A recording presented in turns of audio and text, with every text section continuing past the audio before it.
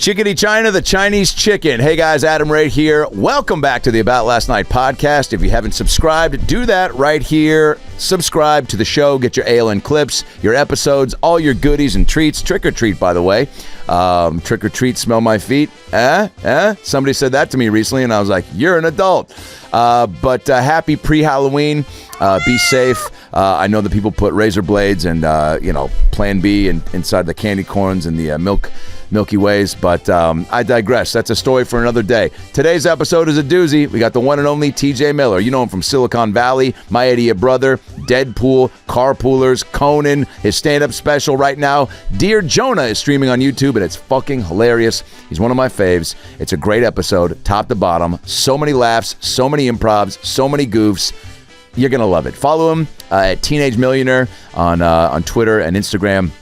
TJ Miller does not have a website.com is his website for tour dates. Check that out. Check me out, AdamRayComedy.com for all my tour dates. And we got a bunch coming up. I will be announcing these soon, but just to give you a few, we're coming to Knoxville, Tennessee, Atlanta, Georgia, Birmingham, Alabama, Seattle, Washington, Lexington, Kentucky, Denver, Colorado, Sacramento, California, San Jose, California, Santa Rosa, California, Portland, Oregon, Las Vegas, Nevada, Timonium, Maryland, Batavia, Illinois, San Francisco, California, Royal Oak, Michigan, San Diego, California, Richmond, Virginia, Fort Lauderdale, Florida, West Palm Beach, Florida, Phoenix, Arizona, Salem, Oregon, Dallas, Fort Worth, and Fort Worth, Texas. So get all those tickets at AdamRayComedy.com, Twitter and Instagram, Adam Ray Comedy, TikTok, sir, Dumb and Dumber, one of my favorite movies, Adam Ray Comedy on TikTok. And of course, my specials, Read the Room, live from Madison, on my YouTube. Young Rock comes back November 4th on NBC, Season 3. I'm Vince McMahon. Welcome to Chippendales drops Hulu November 22nd. The School for Good and Evil on Netflix from director Paul Feig, who gave you Bridesmaids, The Heat, and Spy. I'm in that. That comes out on Netflix October 19th. And welcome to Flatch. I'm in that show. I play Jamie Presley's ex-husband. I don't know when my episodes drop. I think later in the season, but that's on Fox on Thursdays. Enjoy the episode. TJ Miller. Hey, it's Herbert. And you're listening to the About Last Night podcast, you slippery little son of a bitch. About last night.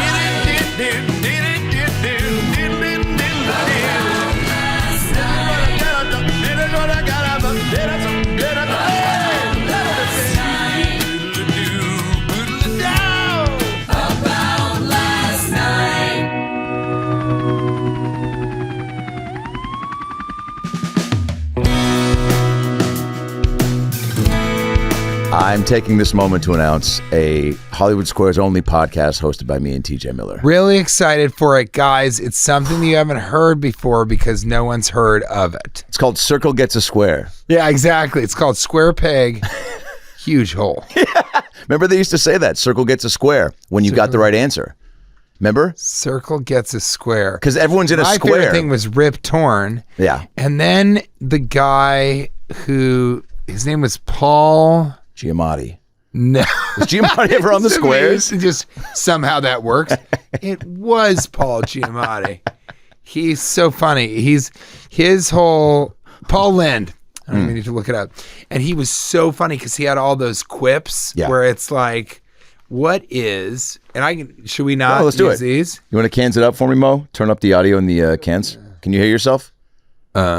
No. Turn it up. There we up. go. There we go. A little bit more. Now a little it's bit more. happening. Yep, now it's real. Yep, that sounds good.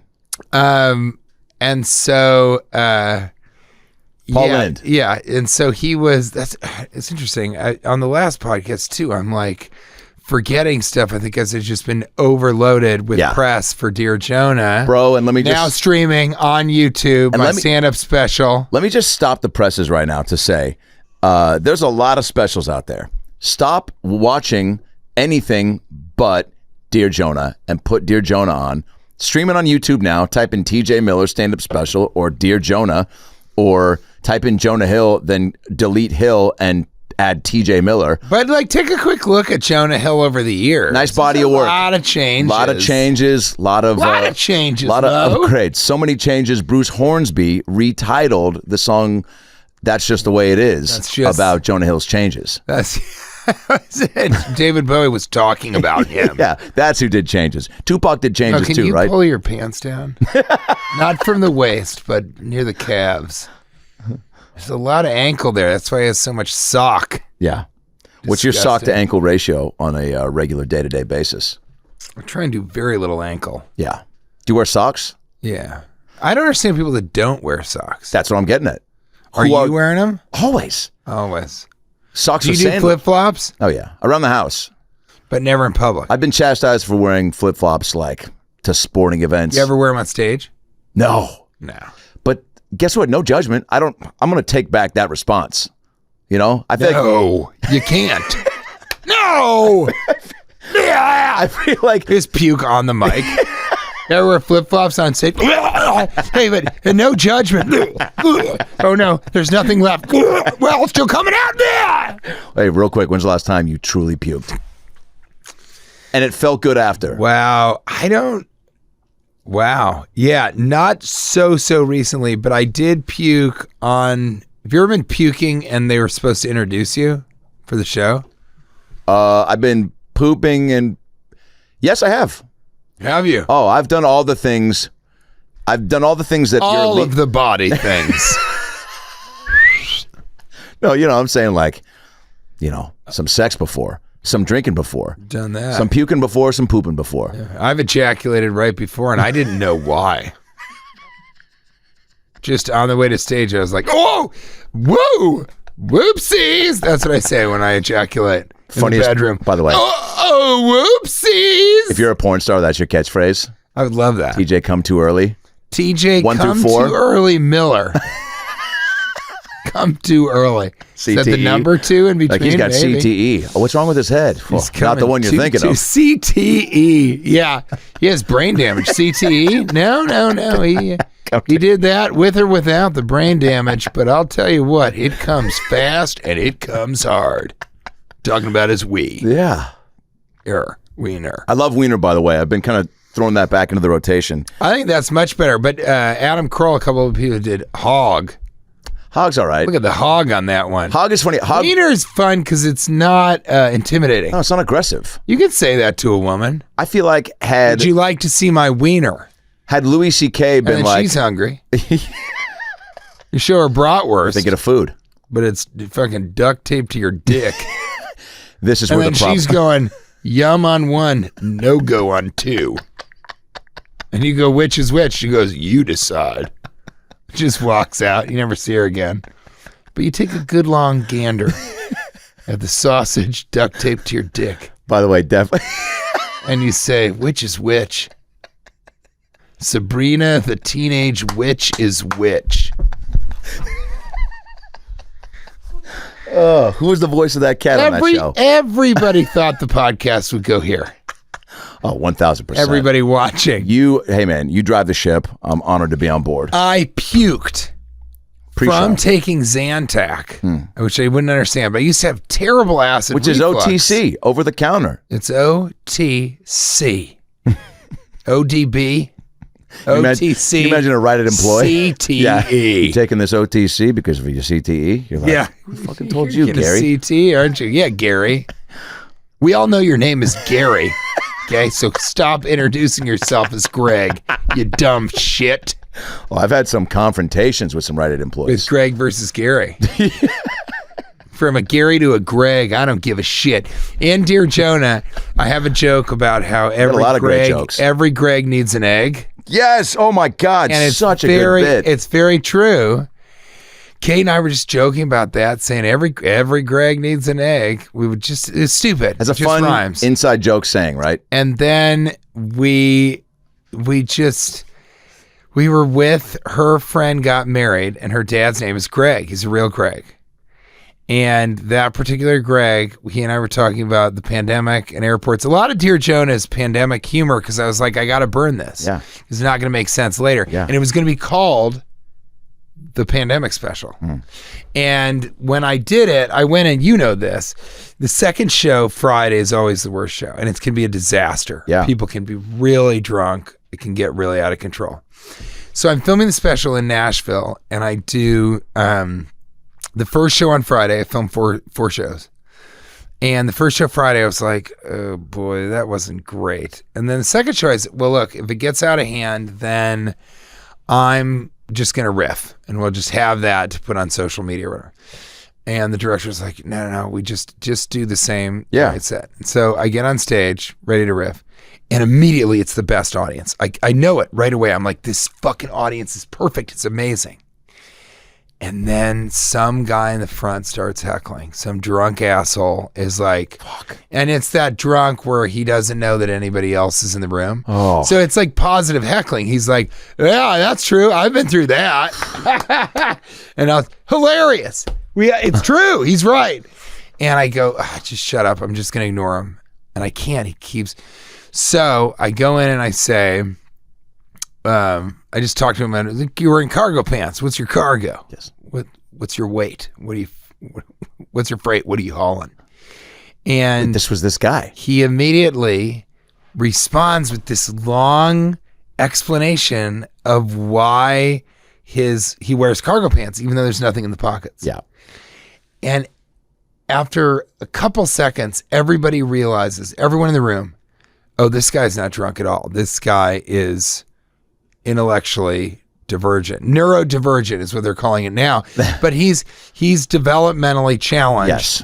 Special needs. And the whole audience is like, oh no. It was tense. What is TJ going to do? Because in Deadpool, I insult Ryan Reynolds all the time. And then I have the very, the privilege as Ehrlich from Silicon Valley, just fucking trash everybody in that show. So they're thinking. They're expecting a slam. What is he going to do? Yeah. And I just said, I want all of you guys to know that I am not going to make fun of him at all. And the place explodes because the tension has been released. Awesome. And it's honestly one of my favorite parts of the special. Yeah, I think it is the best part. The best part is when he says, he mentions his favorite part of the show. It's the funniest part of the whole. But I say that, and I tell him I like wearing things because they're comfortable too. I don't use all my pockets. Yeah. It's and selfish. Then I keep going. It is selfish. And then I keep going, and he just interrupts again. And then I incorporate him in the show. And then I start incorporating him more and more. And then he becomes the closer and he has the funniest moment. And he sort of becomes the star of the show. And that's why I renamed the pandemic special. I renamed it Dear Jonah. Because it's sort of a love letter to him and kind of bringing him up. And he is the best part of the show. And so it's interesting too, because it did two great things for me. One, it's a really good representation of the fact that I will riff. I will completely, 1000%. Wherever the show's going, that's where I'll go. You've always been that way, by the way. Always. Yeah. So it's a good thing to tell people is like, and I'm going to improvise. If you see a live show, it's going to be that night. That's it. And then the other thing that it shows is like, I'm not a bad dude. I'm not an asshole. No. I really am this guy. As Kate would say over and over, it shows the shape of your heart, and it takes everything within me not to be like, that sounds stupid. Stop saying that. Okay? It's embarrassing to me. The sentiment. To you. I'm embarrassed for you. And I'm even embarrassed for the people that are overhearing this. I'll turn to be like, this is really sad that I'm you're future here. Embarrassed for the story. Future embarrassed. And so, no, but it really does. It kind of shows who so I love the special, but you have to watch the whole thing. You have to watch all the way through to get to the ending. And I know that people don't do that, but this is one of the ones. So it really is lightning in a bottle. And it really was kind of this absolutely perfect sort of thing. And it was all because second show Friday, he happened to be there. The audience happened to be the most amazing. They were great. Because when you do a special, how many shows are you? Usually 2 or 3. And did you do, you go to a theater? Is that in your mind how you do it? Have you ever shot one at a club? I've only ever done them at clubs, yeah. Which I think is right. The next one is going to be a theater, yeah. But I don't want to do that. I love the clubs. Bro. Although Tampa Improv is in a theater, and I shot this special. You'll like this because you're so hardcore. I shot a special, and then 3 weeks later, I shot a completely different special. What? A completely different hour-long special. What? Yeah. Where's the Tampa one? That's got to be a fucking... That's got to be a record or something like that. Yeah, the Tampa one is in the can, and I got to wait, but I'm going to release it early next year. Awesome. And then I'm shooting another one in March. Wow. You just write like crazy, or you just been sitting on material? I've been sitting on that. It's called the Philosophy Circus. I've been sitting on that for too long.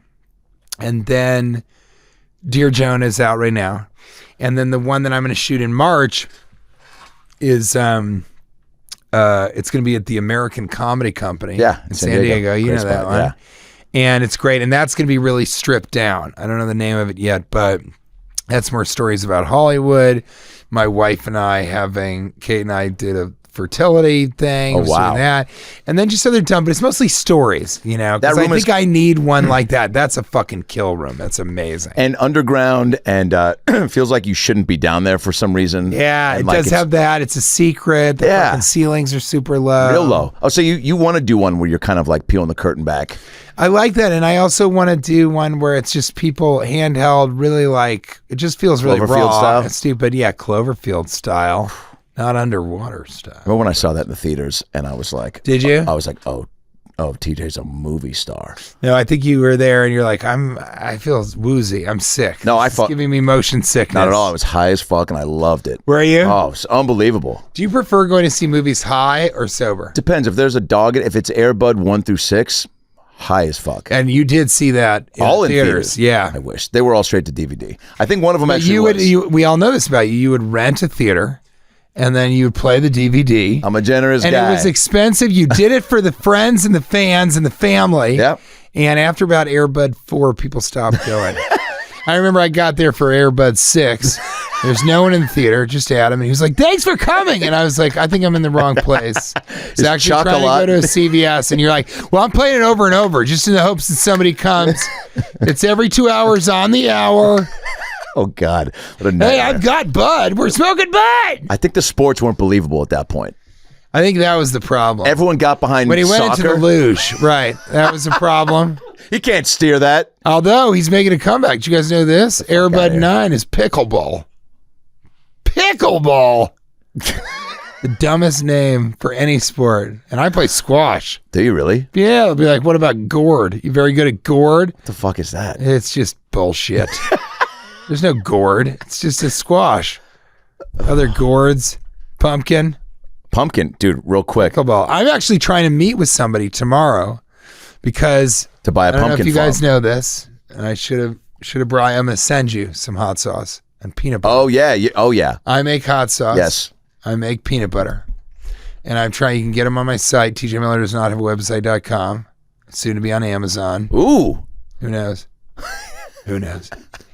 And so I do it. So I'm into foodstuffs. I'm trying to sell food. I want to be the Paul Newman of comedy, not salad dressing. Let it be. Wow. And so I want to meet with this guy called the Pickle Dude, and I'm going to have my own line of pickles. What I want to do is smoky dill pickles. Oh my God, that was my nickname in high school.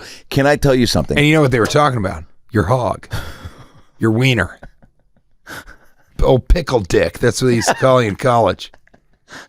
I don't know why. Salty. That's what the ladies said. Yeah, well. Dill. A strong taste of dill. Oh God, yeah. And so I want to start selling smoky dill pickles. I had a pickle on the way over. It's my favorite snack. My favorite. You ever had it with peanut butter? Got to try it. No. I know, it's disgusting. My dog's name is Pickles.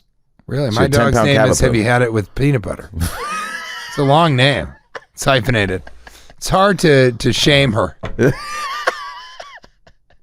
By the time you get the full name out. That's a bad. Have you tried it with pickles? Yeah, no. Now, have you tried it with pickles? Go outside. Yeah, no. Look at this mess you made with the peanut butter. And I want to do smoky dill pickles. Nickname. What made you want to do this? And then, because I love pickles. Okay. I love peanut butter. I love hot sauce. I love pickles. The hot sauce and peanut butter is doing well enough that you're like, let's. You know what I want to do is, and he's already doing this, pickled pineapples. Oh, yeah.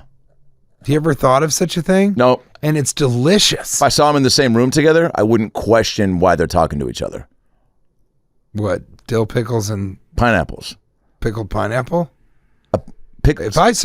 If I saw pickled pickles talking to pickled pineapple in a room, I would freak the fuck out. Because they're food. They can't talk. Good God, Adam. Go to the doctor.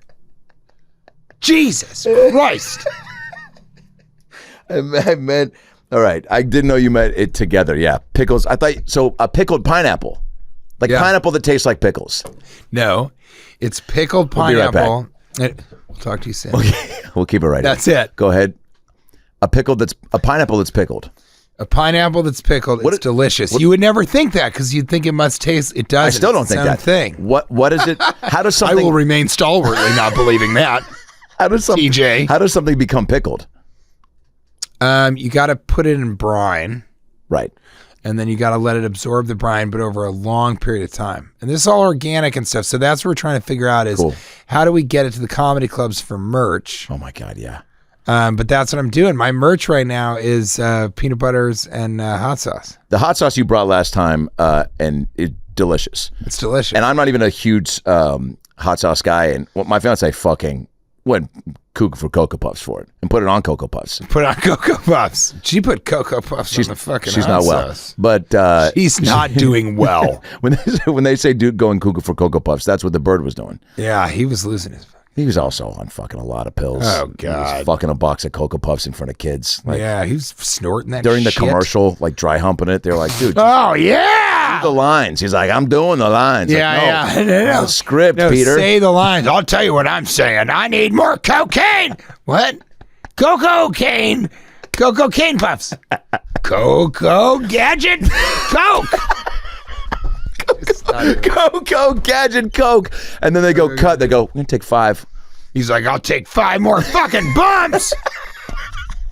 Give me a line, Daddy. I'm a talking bird. I'd love to see a dark-com about the serial mascots. That Dark-com. Is that a phrase in Hollywood? Like a dark comedy? Dark comedy. Rom-com, No, dark-com. Just didn't feel like filling it out. But Coco Pong. yeah. Coco Pong. Coco-com. That's where the Coco bird... Real quick.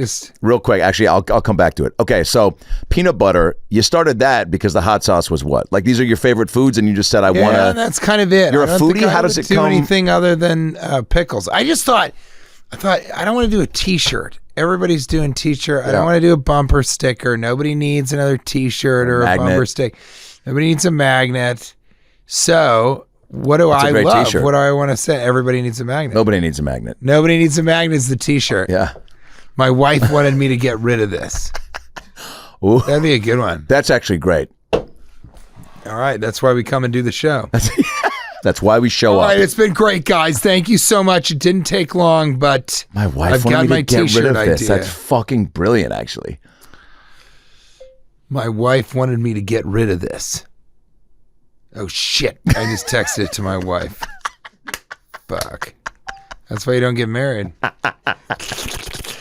What about you? You think... 3 weeks I'm getting married. Yeah, what Yeah. about it? What about it, man? Feeling good. We're just Are talking. you nervous? Do you have a wedding band picked out? Yeah, got it all. Now it's just vows and I guess the And fear. rehearsal dinner menu Just and vows fear. and fear. Vows and fear. But I'm wearing a No Fear t-shirt under my tux.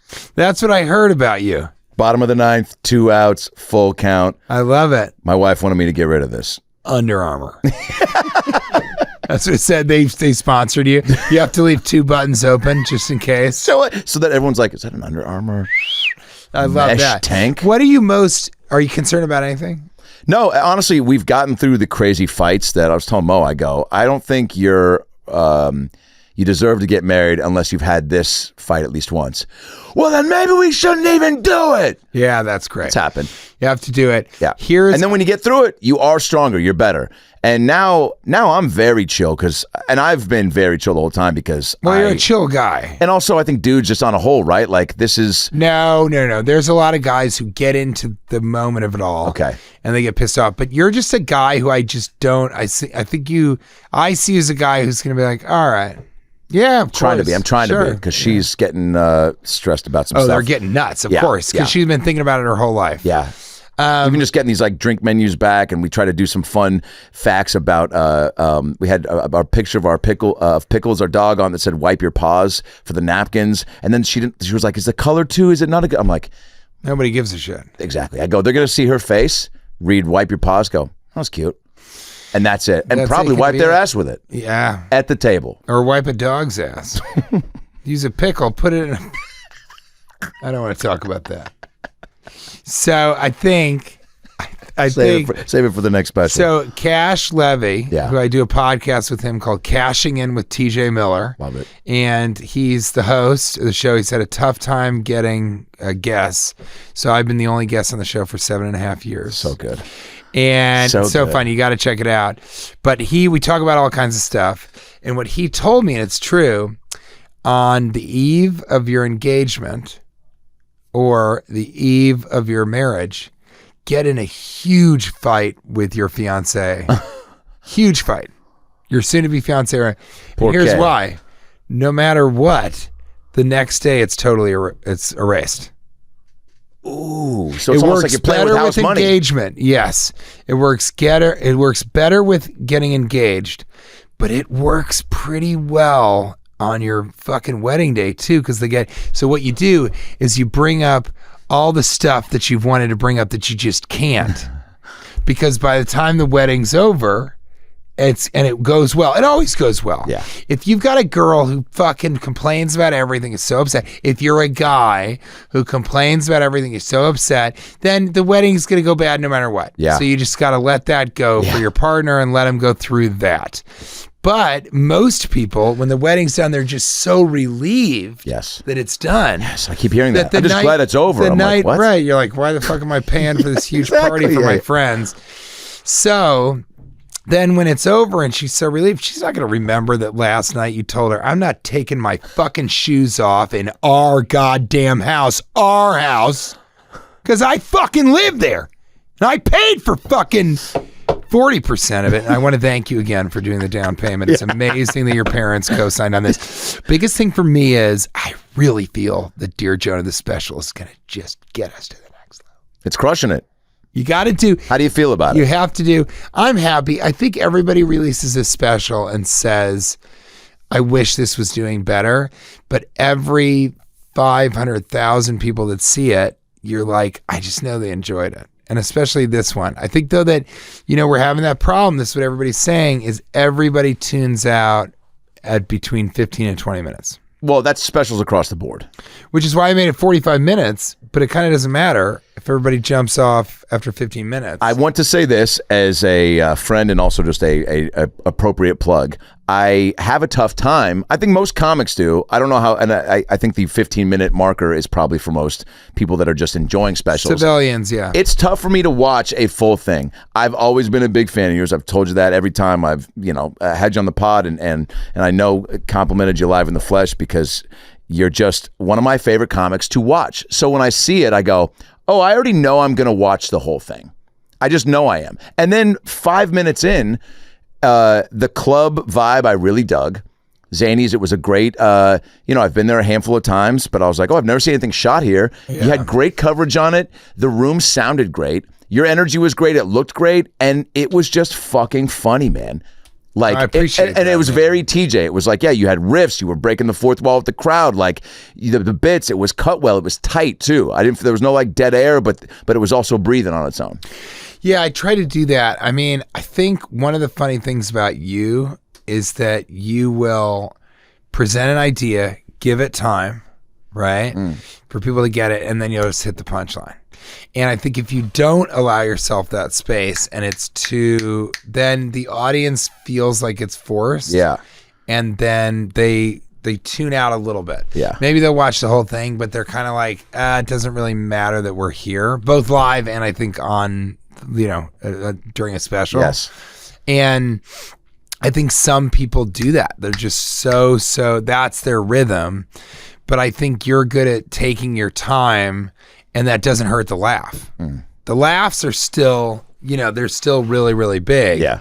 And, I think that I tried to do that, but I also knew it was going to be on YouTube, And so I think, I'm really proud of it. I think it's really, really great. I was going to ask, how do you, because I think every comic has the overly critical, like. How do you feel about your stuff when you because you're try involved in the editing? Oh yeah. I try to get very specific about it and then just Objective? Are you able to be objective about it? Yeah. And sometimes, I think sometimes probably overly critical and being like, oh, I'll have to get a buddy to go like, I really like that. And I'm like, oh, okay. Yeah, Well, I need to value that opinion because I'm looking at it. You've seen it 1,000 times. I'm thinking maybe also. like how a comic would respond to it, or just myself and knowing, maybe I shouldn't have that in there now because I bet it's going to be better in a month. What do you think? Yeah. And I've been doing just a little bit of material on my live dates. t.j.miller does not have a website.com. I wasn't going to pay $2,000, not in 2003. To get T.J. Miller? Yeah. Who's got it? It's some fucking guy who was like, give me $2,000. I was like, you give me a reason. It's probably Gary that from I Rite Aid. won't laugh at you. Gary. Because you don't know how search engines work. But, you know, I don't know. I mean, do you think about people's reactions, like civilians? Or, because you also strike me as a guy, do you really think about like how comics are going to look at it? A little bit. I think you're, I always, yeah. But then, you know, devil's advocate, you're like, all right, I don't think Sebastian's going to watch my special. Well, no, maybe he is. But not even that. Who gives a shit what he thinks if you've got an audience that loves it? But I think you're right. It's like you do want people, especially heroes, kind of, you do want them to watch it. And if they did great. watch it, right? Like they're, for whatever reason, because if it is, you know, like yours is on YouTube and so easily accessible to where somebody can mention it, boom, watch it that there. night. And if you put it in, you know, the link for the podcast, if it's in the, then people can watch this and then go down and click and then you're suddenly there. Go do it. But I think I really reminded myself, and I wanted to ask you about this. I just kept saying to myself, like, it just doesn't matter except for the people watching it. It just doesn't matter that so-and-so loves it who you know in Hollywood, but it really matters that someone in Toledo, Ohio had a fucking shitty day at their insurance job and they go home and they're like, wow, that is so funny. Yep. I loved watching that. You know what? When I have a bad day, I'm going to watch it again. Wow. That's how good it is. You get those messages? I do. And I get, I've always gotten that about certain movies and television shows. Oh, yeah, dude. But I think it means a lot more to me when somebody loves my stand-up than Silicon Valley, because I'm like, you're not going to watch Silicon Valley again. You're going to watch these movies, Office Christmas Party. You're going to watch that every year. But you're not going to watch Silicon Valley. You're going to watch it once, and you're never going to watch it again unless there's a pandemic. Also, even then, you do. But if it's the stand-up, then I feel it's like... also all you. That's like all, right? Yeah, like, does that mean more when it's... And they're excited because it is you, and they can just tune into it for however long some other day to make themselves feel better. And that's kind of all I care about. So I have to remind myself of that when I start to do what I think you do, which is go, I hope this is garnering the respect from fellow comedians that it deserves because I've worked so hard on it. But it's, you know, it's just, it doesn't really matter because you're not performing for other comics. Can I ask you this? When did you, what do you think? Mo, when did we start, by the way? You're good. We're good? 30? We can do another 30? Are you good? Or do you got to bounce? No, I'm great. I don't have to meet Michael Bay until later this evening. Ooh. Just a little din-din? That's a great little Hollywood excursion. It is. What do you think you'll talk about? I've got this movie idea that some other people have expressed interest in. Let's go. And let us go. Let us to the wind. I'm trying to get that to work. Doesn't. You should be in all the movies all the time. Well, and so I kind of have this thing, and I want to kind of talk to him about it. Great. And I think it's very up his alley, but not at all. Cool. So I'm going to go and do that. And then he's so funny. He's a Hollywood maverick, but he knows he kind of has to play the game. But he loves that I don't always play the game. Ooh. So he's kind of a fan for that reason. And then I did Transformers 4 Age of Extinction. It's a small indie film. You guys probably didn't see it. It was at the North by Northwest Festival. Toyota Corolla that turns into it's a great, I mean, you obviously haven't seen it. But it's a great film. It's just about 2 hours too long. And I think one day people will really appreciate it. It's going to be a cult classic, I think. It didn't make a lot. It made $1 billion, but you know, look, it's not back about in the day. The money. That was a lot of money. It's back in the day. It was really something. If a movie made $100, you'd say, I think that's pornography. Was it? I think I just paid $100 to watch pornography. Yo, real quick. At a Times Square adult video store. Is there a porn out there that's garnered $1 billion? Is there a porn out there equivalent that where people go, that's the Avatar of porn? I know, right? The Avengers Endgame of porn. It's called Avenging the Dick. Yep. Avenging the Wiener. Thank you. The first game. The beginning game. It's called Second Base. It's called Two Fingers Deep. Just nasty Ed Burley daddies. story. I don't know. I mean, Nasty Daddies. Throat.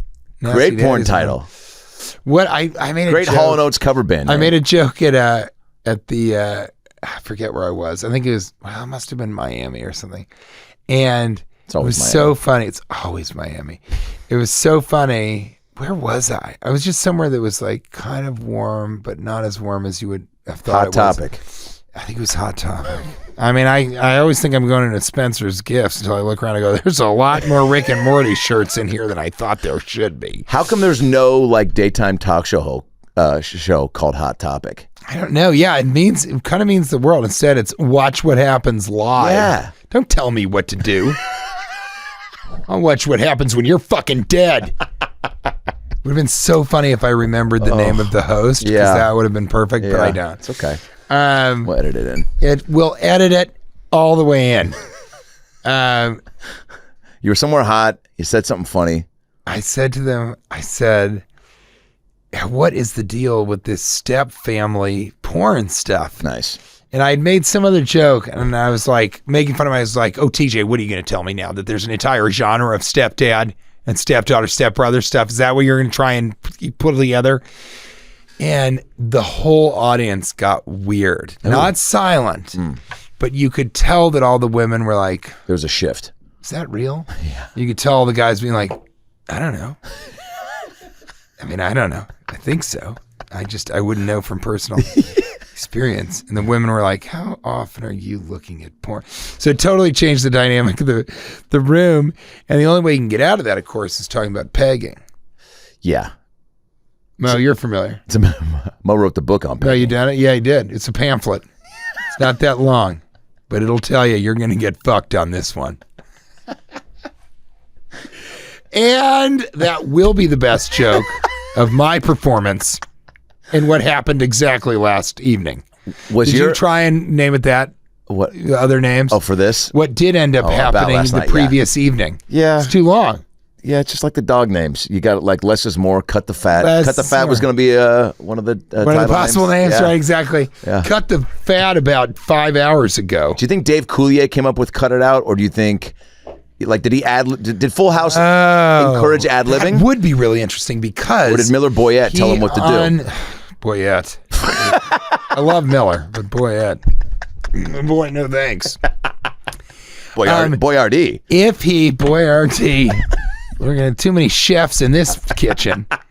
So it would be weird to know, did somebody write that? That's what I'm saying. Or did he improvise it? Because if he improvised it, does he look back and think, why did I do that? What was I doing? It's defined me. Because Rob Schneider once said, I think I heard this from somebody who works with me, but it makes total sense. He said that Adam Sandler flew him in, told him it's just a quick thing, but I think it would be so funny if you do it, and just get in there and kind of be like, you can do it. And that's it. Get the fuck out of here. And Rob was like, okay, and he just thought it was a moment in a movie. It was. He probably was like, bummer, I can't do more in it because I'd be more memorable. He 1,000% was. And so he did it, and I think he decided to be like, you can do it, or something like that.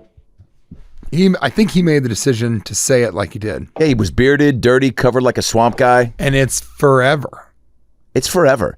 It might be, I'd put it up there with my wife and... yeah, 100%. That's a great point. Yeah, baby. You know, like... Yeah. Oh, yeah, baby. If you had like the plush doll that was like top 10 catchphrases from pop culture. That's a great point. We just knocked down 3 of them, but you can do it. I mean, I'd be hard pressed to find. Now I think that people don't yell it as much, but in Philosophy Circus, which is my next special, I juggle. I do a lot of circus stuff. Oh yeah, because you really juggle. And I can really juggle. And always when I tell them the big trick that I'm going to do, no matter what, people are like, you can do it. And then my joke, because I have to mention it, my joke on stage is little Hollywood, folklore. But whenever somebody yells, "You can do it," Rob Schneider sheds a tear. And he doesn't even know what's going on. Bazooka Joe sheds a tear. No, the Indian in the bubble gum. What is it? There's a gum. I literally could not know less of what you're talking about. You said Bazooka Joe. There's an Indian in the bazooka. And that, I mean, it didn't even, I don't think there is anything like that. Isn't there a gum? There's a fucking. Absolutely not. I don't even need to hear the end of it. A Bazooka Joe rapper? No. In a Bazooka Joe rapper? What the fuck? Bubblegum Charlie. You're basically like, and then a Latinx person has a rapper come out of their bazooka. That's what I call noses. That's how impenetrably unrelatable. God. No, you're right. There's a Native American, and they see all the pollution and just a single tear. For real? Yeah. How does he not know the thing he was referencing? The only thing you knew about that was Native American and Bazooka Joe, and then you try to figure out how to fucking shoehorn that shit in. Lord God, how is this happening? Oh. And we've offended the majority of the Bazooka Joe community. They're not watching. They never tune in. Never. They don't have the internet. Yeah. No, I think actually he loves it, but people have stopped yelling it. And it's just like, you never think those are going to be the hugest things, but they end up always being. Have you had one? I'm sure. Silicon Valley, there's got to be. No, I think you brought piss to a shit fight. Yeah. That was definitely, I think that was Alex Berg's line, who is the showrunner, who I didn't really get along with, but that's okay. Yeah, that's fine. That's called the workplace. Thank you. And then the avocado, recently, wherever I was last, I was in Tacoma, Washington. I was just going to say, yeah.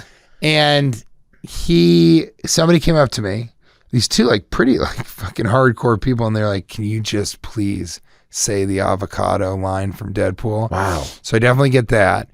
And then I get people going, "There's no such thing as an ugly candle," or something. And it's from Our Idiot Brother, which is a movie. So that's a deeper cut. By the way, put that on your watch list. Yeah. And that's an underrated And film. then another deep cut is, there's who brought the good news bear? Somebody give her some fucking honey. And that was from She's Out of My League. Yes.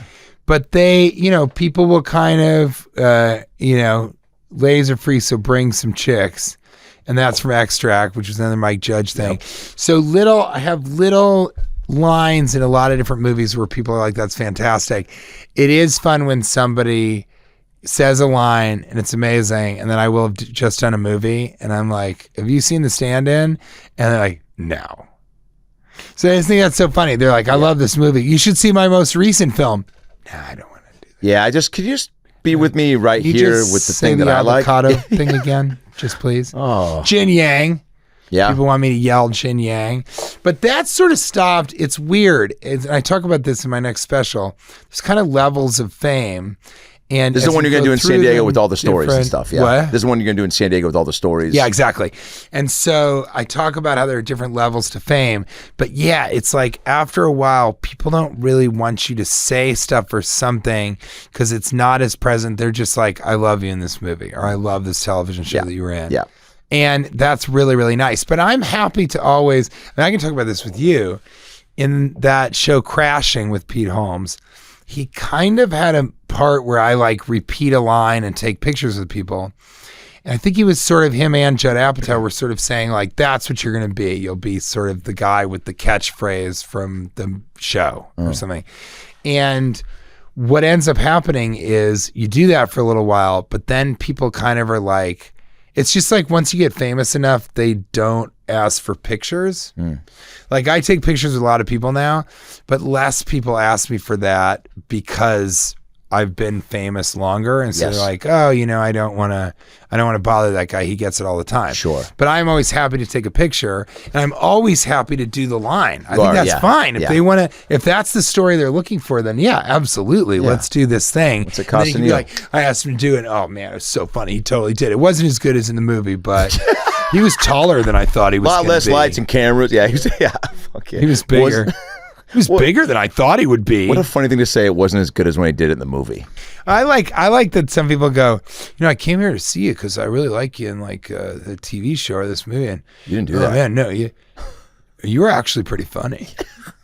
I'm like, just say I was funny. God, I know. What's with the long-winded, like, roundabout I don't know. compliment? It's like when people go, you got me to laugh, and I don't laugh at anything. Or how That's about- really hard. I actually don't like comedy. Yeah. I'm actually not a fan of humor. Laughing, being happy. Being happy. But you seem to make me giggle 3 times throughout the hour-long show. My boyfriend dragged me here. And That's it always. Because my boyfriend was a fan. I said, I don't know who the fuck Adam Ray is. Boy, oh yeah. So then he had to convince me, and I said, well, you better go down on me after the show. I got one. Otherwise, I'm not going with you. I literally got one of those in Rockford, Illinois 2 nights ago. Did you? I don't know who. So first of all, I don't know who you are, and I would just go, awesome. I don't know who you are. Yeah, I go, love now that we're on an line. even playing field. That's the line every single time. Right back. I'm not I don't offended. know who the fuck you are. The first few times, My boyfriend was a fan, not me, Yeah, me though. not me. And I go, well, my boyfriend's not a fan of yours. And she goes, And where's that's your right, I'm boyfriend? I'm gay. like, right over here. with a fiance. Now he's going to suck my dick while both of us look at you and go, no thanks. How's that for a story? Yeah. I'll sign your shirt. How do you like that? Yes, I will sign your shirt. Did you have a crazy? Please, will you please buy my merch, which is my wife wants me to get rid of this. Yeah. Hey guys, Adam Ray here for the About Last Night podcast, and I'm sitting down because I got some big news. Usually I'm standing up to do comedy, but I'm sitting down now because I got the deal of a lifetime. First of all, sitting is bad for you. We all know that, whether we're sitting on planes or sitting on a beanbag chair watching porn in front of our kids. There's just too much damage you do on the body. Thankfully, Axion has come up with a chair that allows your pelvis to move the way it does while you walk. So all 33 vertebrae align into perfect posture. The result? Better breathing, better blood flow, and relief from the pain. It's crazy what you can do when you set your body to do it. Now, these guys are homies of mine. My buddy Dennis worked with the Clippers as their doctor for 27 years. He runs a wellness center called Peak Wellness. He's a fucking gangster and has saved me from surgery numerous times. I actually met Justin Bieber at his place. And I was in my boxers getting cupping done, and Bieber and I locked eyes, and I was like, this is how we were supposed to meet. And Bieber smiled, and I never saw him again. But this chair is a game changer. It's changed the way I live. It's changed the way I breathe, the way I sit. And you guys right now can get that chair for 25% off using the promo code ALN25 at all33.com. Go to all33.com and use promo code ALN25 for 25% off this chair. It's incredible. You got to get it. It's the only chair out there to get. We will be getting them for the studio, but don't take my word for it. Check out this video. At All33, we've always pushed to reimagine the way we work. That's why we designed our revolutionary sit-in-motion technology to help people perform and feel their best. Then all of a sudden, the whole world was free to rethink how we work, and especially where we work. And as Americans came home, so did we. We approached the design of our chairs with a person and planet-first mindset. That's why we chose to build them here in the United States. Manufacturing in the US means we're able to have eyes on every step of the process. From material sourcing to part production to testing, even shipping. And we're able to recycle materials, use less energy, and reduce our carbon footprint. We've built the healthiest chairs you will ever sit in to keep you and the world moving. Because movement makes things happen. Did you have a crazy audition story for Transformers the way you did for Yogi Bear? Or was that just a come on in? Yes, but it was different. That actually was the first time. See, I don't do well on tape. I can do a great audition for sure. But because we're stand-ups, I'm sure you're the same way. Live in the room, baby. Yeah, you want to be in the room. Give me a crowd. Now they're making everybody do on tape Self-tapes. because of the fucking pandemic. But I went in there and I was on tape because Bay was, I'm sure, doing something else. I mean, he's always every day doing something. So he said, I want to, So I go in there And I do the audition, and it's really funny because I also was like, I don't want to be in Transformers. And they asked me for, to audition. I'm like, oh, really? I don't want to be in Transformers because I was like, I already did Yogi Bear 3D. That was a fake. That's why I did that as a joke to be able to introduce me as a stand-up comic. Cool. Of course, I love doing Yogi Bear 3D, and I was such a... Anna Faris was like my only celebrity crush. That's it. Whoa. So she was in it, and I was like, oh my God. Cool. Unbelievable. Unbelievable. We starstruck? So much fun. Yeah, not really. You make her laugh, and then it's all good. Then it's all good. Yeah. Well, and I think, oh my God, I really was like, I'm not starstruck, but I was like, oh, this is amazing that's happening. And so I love doing Yogi Bear 3D. Yeah. But then I was like, Transformers 4, I don't really want it. My managers were like, well, it does a lot for your worldwide box office. And in my mind, I'm like, who gives a shit about your worldwide? I'm here to entertain America. Yeah. And that's not true, but that's what I started. And so I went in. It's like, all right, I'll do this, but I don't care. I go in, and they give me these sides, and they're like kind of funny. Like, I'm like, I could make this funny, actually. So I do my sort of what's funny about it. And then I said to him, I go, so what's the process now? Like, if he likes it, then we come back in and audition for him. And they're like, no, I think this will do it. I think the tape will do it. And I was like, really? And they're like, yeah, that was really funny. And I was like, okay. So I felt like I did a good audition. I fucking forgot about it. Wow. And then they call and they're like, yeah, he liked your tape, so he wants you to be in the movie. And I was like, just off the tape? Cool. And they said, yeah, why? You didn't like... I was like, no, I mean, it's fine, but off the tape, he wants me to be in the movie? He's like, they also saw you in Nasty Daddies, and... Oh, God, they love that pornographic film. It's about 2 hours too short. They were a big Give fan. It over! They were a big fan of the way you came too early and said, oopsies. CTE. Oh, no! Well, Daddy came home early for Christmas. But Creepiest way to announce it came too early. Then later, right, exactly. Oh. And then you don't want to say that in bed. Ooh, Daddy came early for Christmas. No, I don't. That wasn't what I put on my wish list. Me either. Help me put this pickle in the peanut butter. That's all ridiculous. So on set, like we've been working together for a while. And then on set, he was like, you want me to tell you when I knew that I wanted to shoot the movie? Oh, very cool. He showed me the audition, and I made a fake joke where I like threw the football but didn't get it. It's in the movie. And he was like, there. That was so funny. But he also had seen me in Silicon Valley. And he was like, you're really funny in Silicon Valley. Helps to be in other shit to get in other shit. Yeah, I think that's right. But I also think, it's like you just need to do... I always say this about auditioning.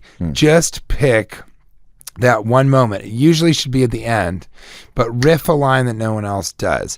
In a moment that you can be funny, just focus on that moment. And then the rest of the audition should just be you doing nothing. This is for film. But in film, just don't try at all, but pick that one thing where you want to just really knock it out of the park. And if you do, you'll get hired. Because they don't need it to be the perfect audition. They just need it to be something memorable and amazing. So that's kind of what got me there. So it's not as much fun as auditioning with a real bear for Yogi Bear 3D, right? Which is a lot of fun. But it is something in that realm, kind of, Wow. That's so cool that he was a fan enough to like go out of his way to tell you. Like that's a guy that loves the process and loves He's great this world. though, and I think some people say, oh, he yells a lot and he's fucking crazy on set or something. But what I came to understand is when you're wielding $200 million, $300 million, come on. Who can do that? Like 15 people in the last 20 years. So why, of course he's acting differently than other people. Of course he has to be more hardcore and because every minute is like $100,000, it feels like. Oh yeah. What is the thing right now that you're most enjoying about stand-up? You know what I'm saying? Like putting out are you in, is it a turning the page entirely where it's like, not forgetting about Dear Jonah, now streaming on YouTube, but is it, can you check in on comments or like have people tell you how it's going? Or are you just kind of like, I did it, it's up, it's out, on to the next. I don't really want to look back. Well, I have 2 in the can. I'm excited to edit Philosophy Circus. That's what's next. Yeah. But I also, I'm excited to hear what people think about Dear Jonah. I don't know. I want more people to see it, obviously, but the comments and how people feel about it is like stellar. It's just interstellar. It's through the roof. I'm so happy about that. The thing I'm most excited about is I did, not Spokane, Tacoma. You have this too, where you just like forget where you were or where you're headed. They're both in Washington. Tacoma's an hour from Seattle. Yeah, but still, I'll people will be like, "What'd you do last week?" And I'm like, I don't know. Yeah, look at my website. I have no idea. Where are you going to be next weekend? Got to be somewhere. Look at my Instagram. And so we're kind of, I don't know. I mean, I think. Do you riff a lot on stage or do you write? A lot. Yeah. But now when I'm preparing for a special, which has been frustrating. So I've been riffing a little bit more, but then thinking, TJ, just do your work. And so first show Saturday in Tacoma was an awesome show. Awesome audience. And I had done a 420 show beforehand. Yeah. So I'd smoked weed because the show was actually Tyler's show, right? You do it? Yes. Have you done it? I'm going to do it in you're Thanksgiving in Seattle. Oh, of course. You'll kill it. Yeah. Oh, yeah, because you're from there. Yes. You're like a big deal there. I'm all right. Yeah. No. Everybody says that. They know. They go, Adam Ray, and he's so claiming me. They always go this. They always go, he's from here. Yeah, cool. And I love how quickly they say it. I love that. It's so funny that they're like, instead of, actually, he's from here. They're just like, he's from here actually? Yeah, in the area. So no. So he comes back here, for like holidays and stuff, but he's great. I mean, he's amazing, but he's, cool. He's from here. And so, so I did that show. So I got kind of high because you do a regular set, then you get high, and then you do a set.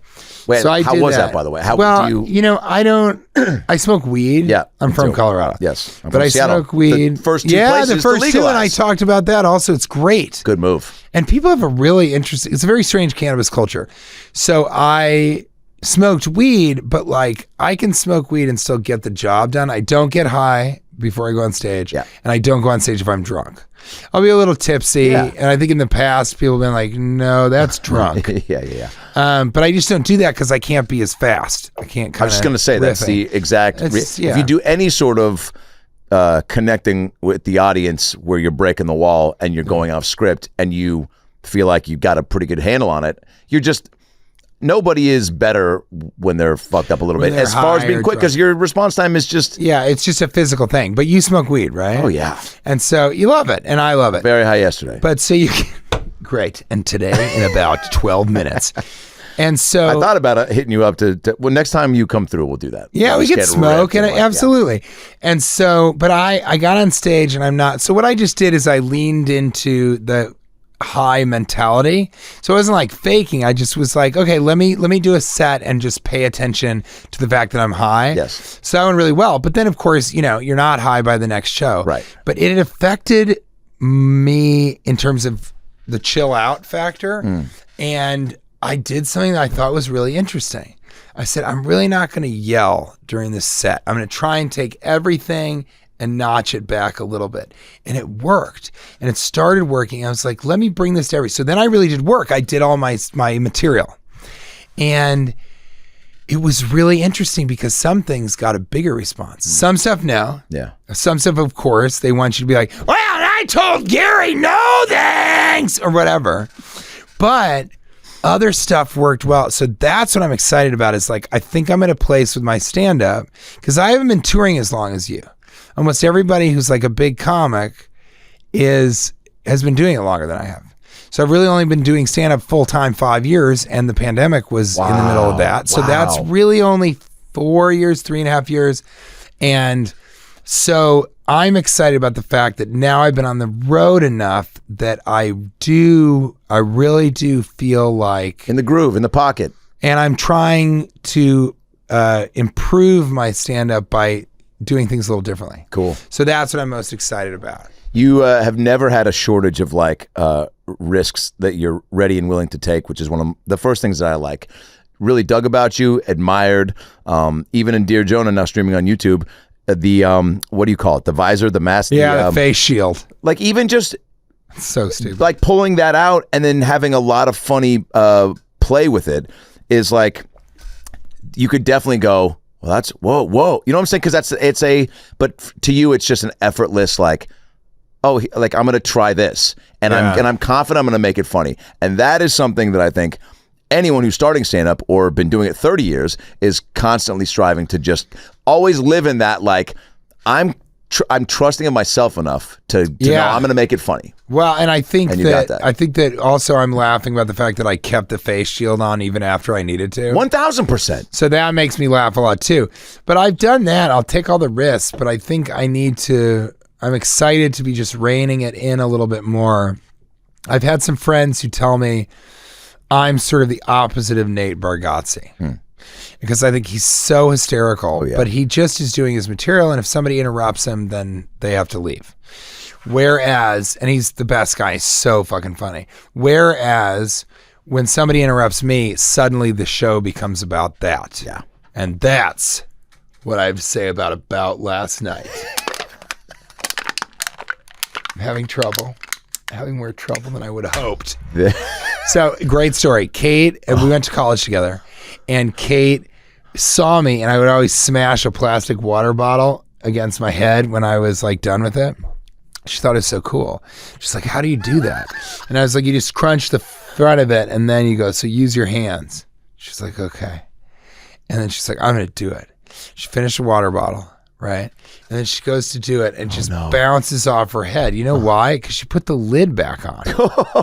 So it's just filled with air. Yeah. Beyond rookie. That's just fucking weird. That's not even Nathan Fillion rookie. It is weird. Yeah.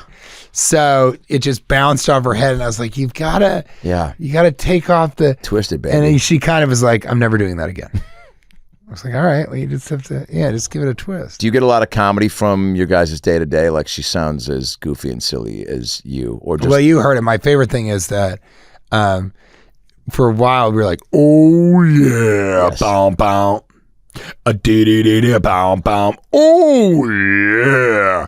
So when we were saying yes, we would just say, oh yeah. Do you want to see a movie? Oh yeah. And she's like, bow bow. So we were at a restaurant, and this guy was like, do you have any, the waiter, not this guy, the waiter, just some dude. Hey, what's up, guys? You want dessert? So the waiter goes, did you guys save room for dessert? And I don't know why, but I just go, oh, yeah. And then Kate was like, bow, bow. And the waiter was like, no. He had to do it. No. Do do do do bow bow. Oh yeah.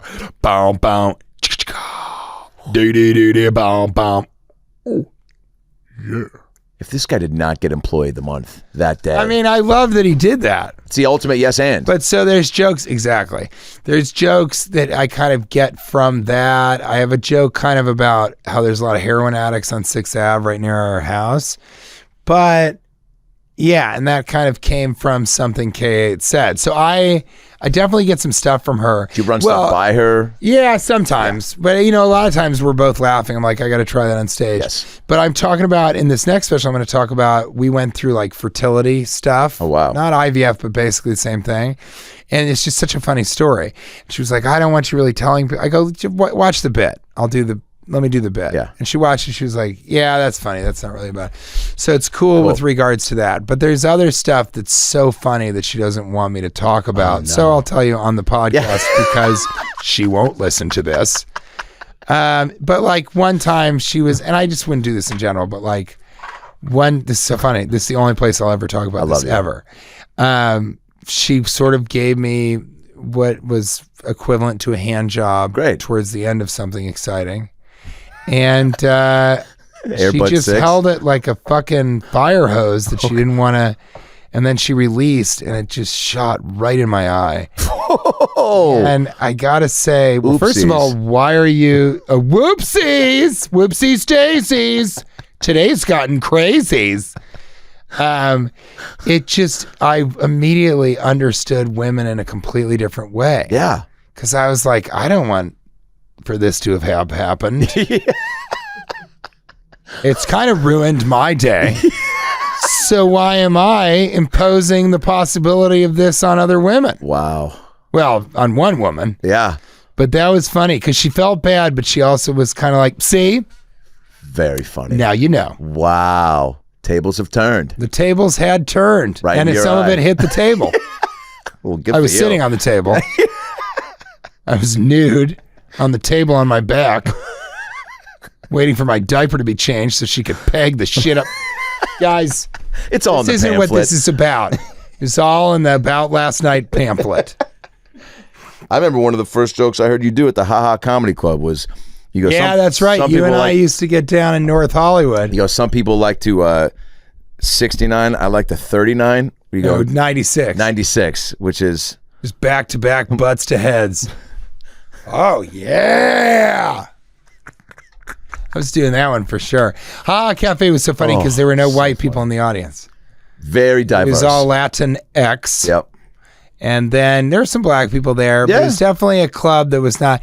And so I think it's great that you played that because you were up there fairly often. A lot. Well, that was one of the first clubs. Yeah, and then one of the first clubs that I got into also. And it that- teaches you it's so Oh great. man, yeah. And it was when I was doing open mics, it was the first one that would that put me on weekend shows with paying Yeah. audiences that wasn't surrounded by comics. You're that Teflon that it doesn't matter the audience or who's in the audience, you're still killing. And I'll show you some. that's one of Please Do. Oh yeah. I was at Mo Better Mondays about circa 2018. And I do those shows too. Oh man, I followed a guy that was like, "You ever get that foot pussy? The pussy smell like a foot. You know what I'm talking? The foot pussy." And I'm in the back going, I can't follow this. Fucked. I am fucked. There, with this and the foot audience is pussy. losing their goddamn minds. Foot pussy. And guess what? Very funny. Like the energy. I wish I could remember the name of the comic. Relatable. Relatable. It was just so opposite of what I was about to do. Of course. But you in any situation can get that done. And I play Mo Better Mondays. And where did you start? Comedy Store. Right. Okay. So Here, yeah. But so, But all Denver across. is not that like diverse. It is kind of where I went to high school was. It's mostly black and Latino, Latinx. And so this kind of, I think I'm allowed to say Latino and Latina and others. Can't you? That can also be a way to say Latinx. Yeah. And so I started in Chicago. And Chicago, I was one of the only people to do the South Side. And the South Side was this place, Jokes and Notes, and I'd done one or two other, it was mostly Jokes and Notes, and that was an all black audience. And I would go down there and do it because I could riff, and and they love, I go up, ladies, if you want a good credit score, talk to me after the show. And they fucking love that. Yeah. That's so hilarious. And so I did a lot of that. So Ha Ha Cafe, I was like, this is perfect for me. Yes. And it was really the only place in Los Angeles that would start working me because I just didn't have the credits to get in. Wow. But yeah, I mean, you go up there and you do the same material. Yeah. And you just got to be confident and not feel like, so yeah. And that made total sense because you are a dude who will just go up and you're fearless. Man, I just I don't know. And you probably have this in New York.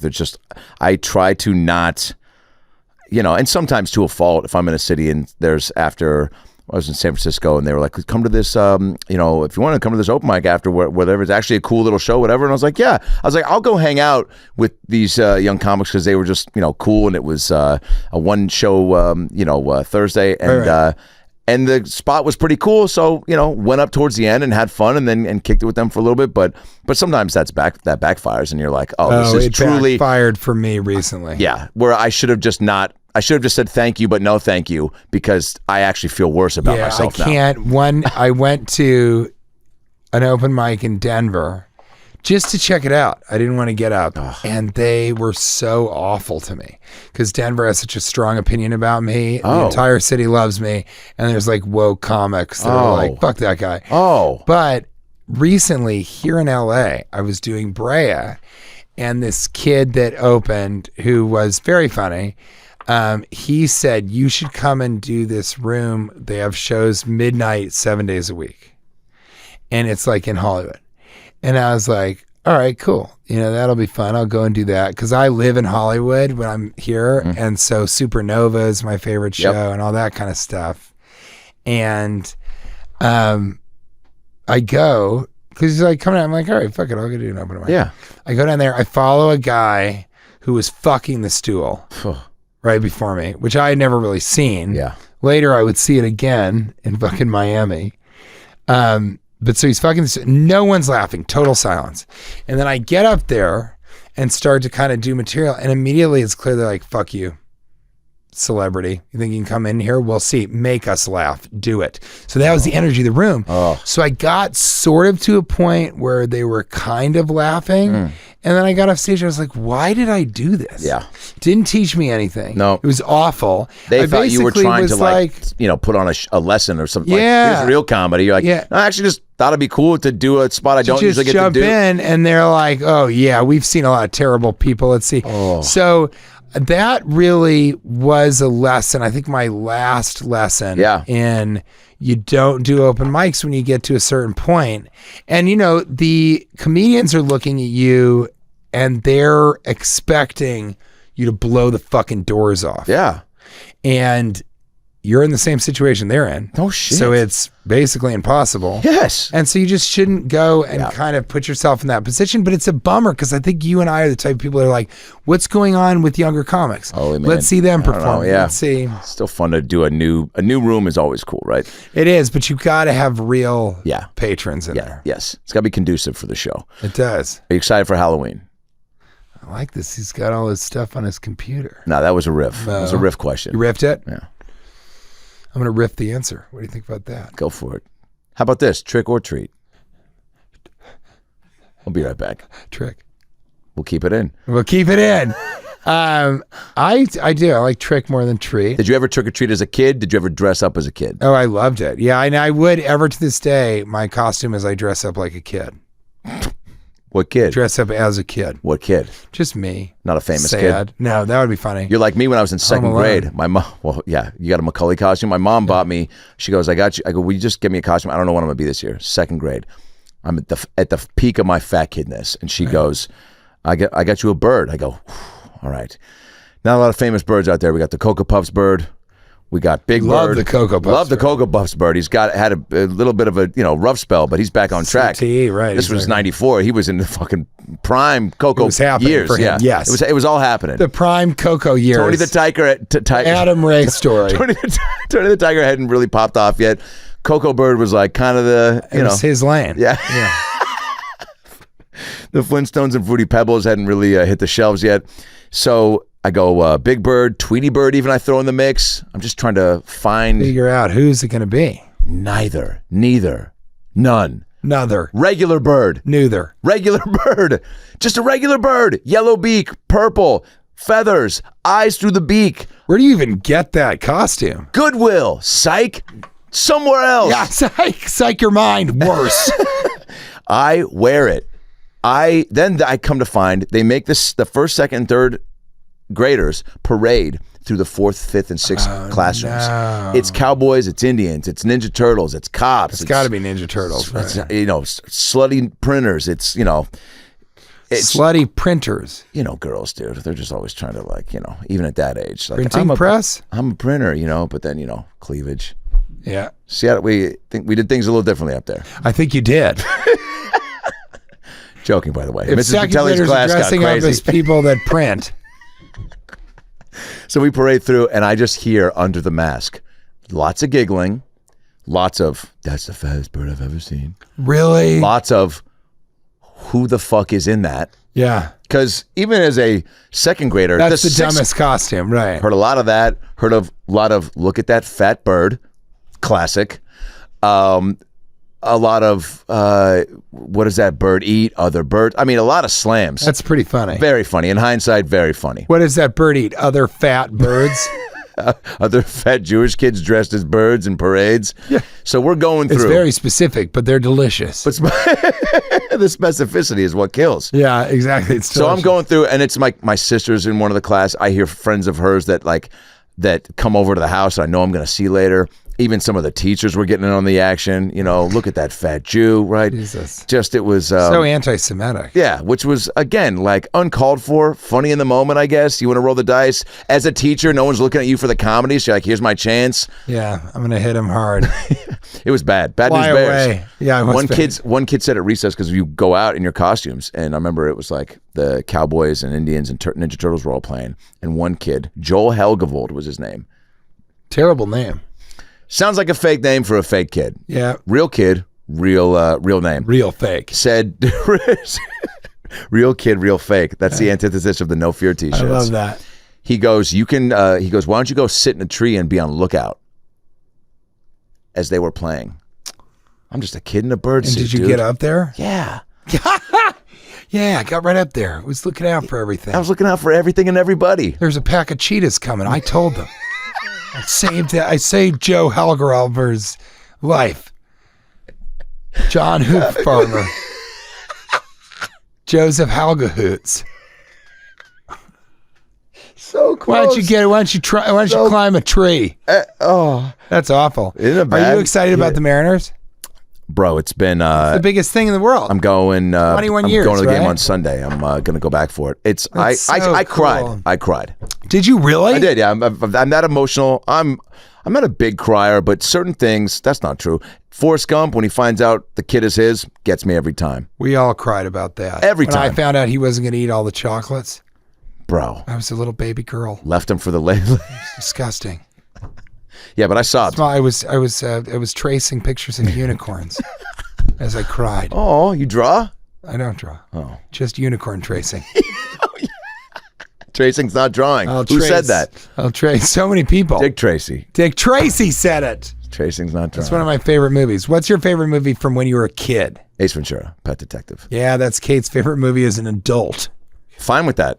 No, she loves it. I liked Dick Tracy. I had the Dick Tracy watch.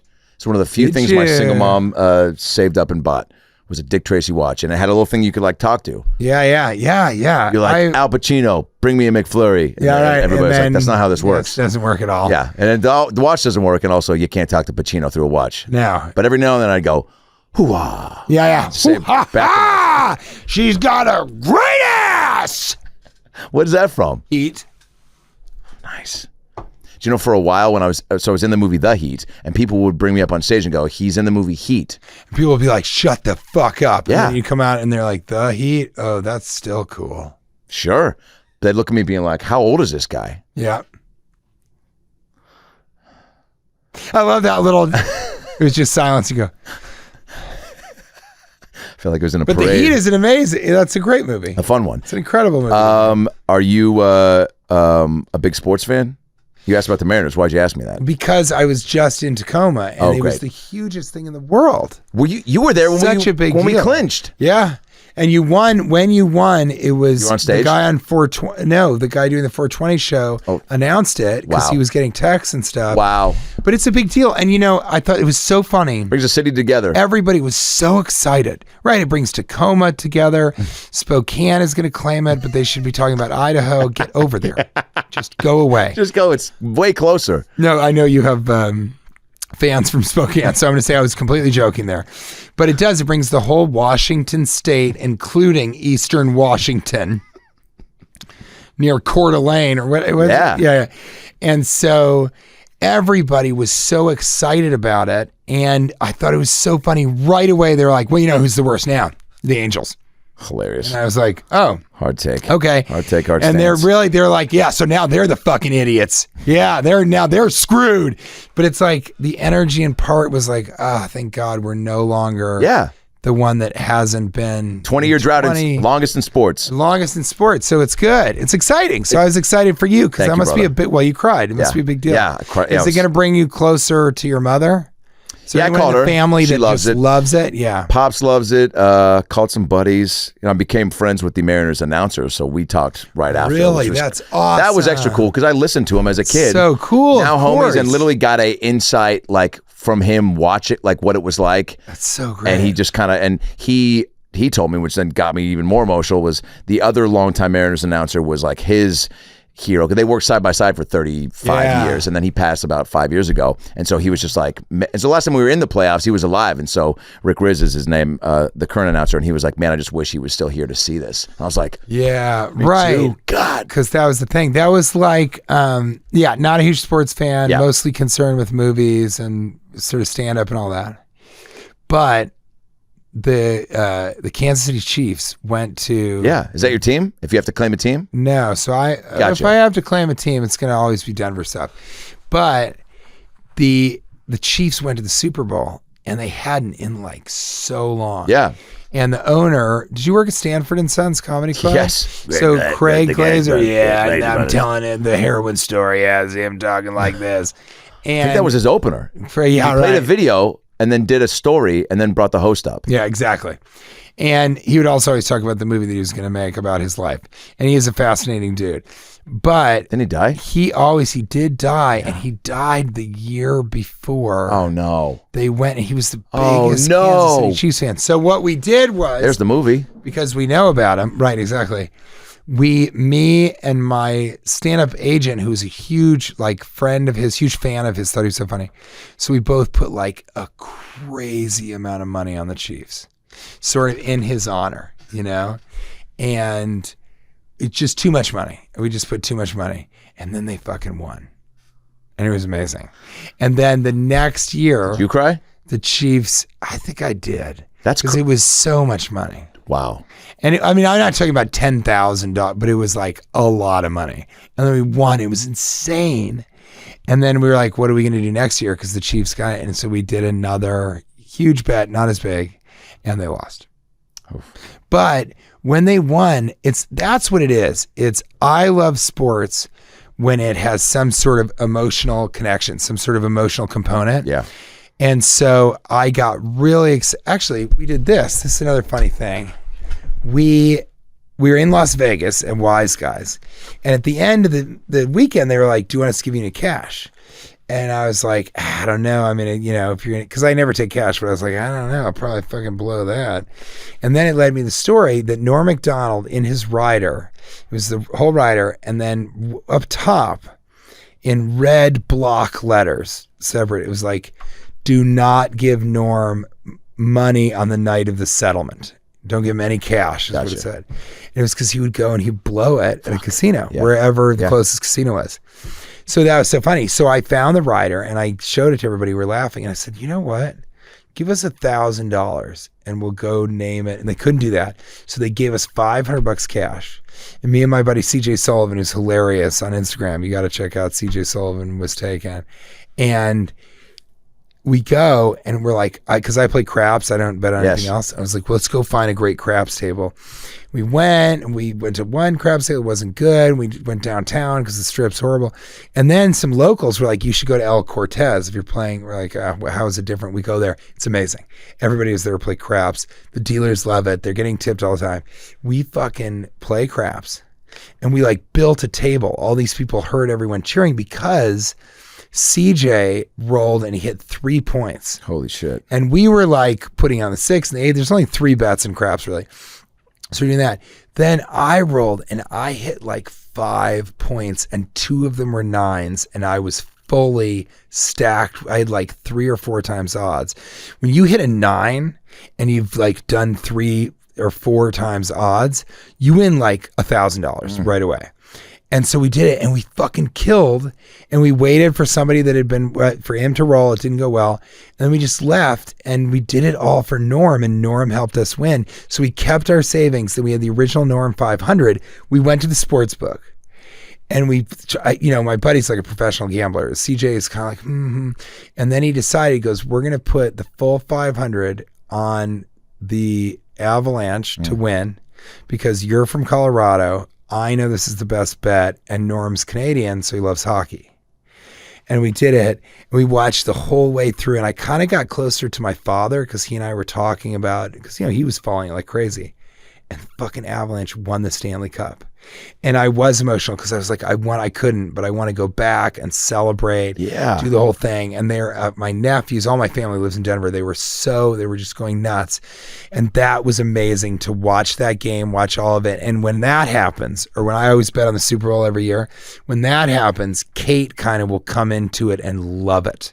And so suddenly it's me and my wife, she's not a sports fan, but we're just going nuts. We're so excited. So that's when I like sports. Connect, yeah. But you can get that from a movie whenever you put one on. Yep, you can. It's automatically in there. You can. You know what else you can get? T.J. Miller's special, Dear Jonah, on YouTube streaming. You can get it streaming right now. It's free unless you're lazy and cheap and you don't get. Don't be either one of those. Be excited and profitable. That's so great. I'd like to throw a real quick 10 questionnaire inside the actor studio. I'm James Lipton, getting to know t.j. Miller real quick. We got 2 minutes. Here we go. What is your favorite word? You're kind of doing the accent. I like that. What is your favorite word? What's your favorite word? There it is. It's like almost. He was British. It's almost Welsh. It's almost Sean Connery. What was your favorite word? Favorite word? What is your favorite word? I like important because I say it with the T's. Kate always makes fun of me about that. Important. I like botanical gardens. Denver. I got married at the Denver Botanical Gardens. Love that. Because my wife says botanic gardens. So that makes me laugh. But my favorite word is probably surreptitious. Great word. Use it in a sentence. Surreptitiously. I was sort of surreptitiously trying to get Mo's phone number by doing this podcast. So, We'll edit in some laughter. What is your least? We'll edit in some laughter. What is your least favorite word?